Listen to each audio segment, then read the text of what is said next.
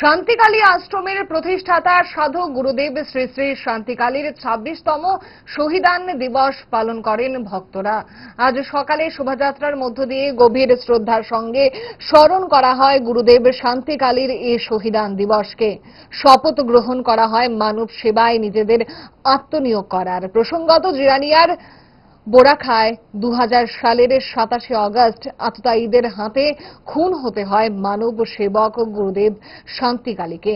মানব সেবা বিরোধী শক্তি সে সময় গুরুদেব শান্তিকালীর মহান মানব সেবার কাজকর্মকে সহ্য করতে পারেনি, তাই বিভিন্ন দুরভিসন্ধি থেকে তার তাজা প্রাণ কেড়ে নিয়েছিল ঘাতকেরা।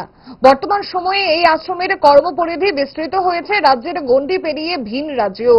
আজ সেই শহীদান দিবসের দিনে ভক্তদের শপথ গ্রহণের মধ্য দিয়ে গুরুদেব শান্তিকালীকে স্মরণ করা হয়। শান্তিকালী আশ্রমের তরফে স্বপন দেববর্মা বলেন,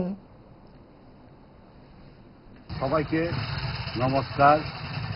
আজকাল দিন হলো আমরা একটা মর্মান্তিক দিন বলে আমরা মনে করি।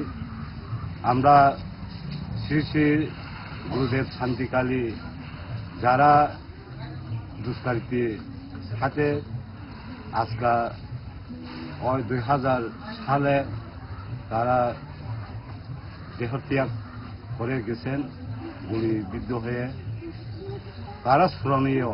আমরা প্রত্যেক বছর এমন আজকের দিনে ২৭ তারিখ আগস্টের আমরা তাইনের স্মরণীয় করি, ভক্তি শ্রদ্ধা করি।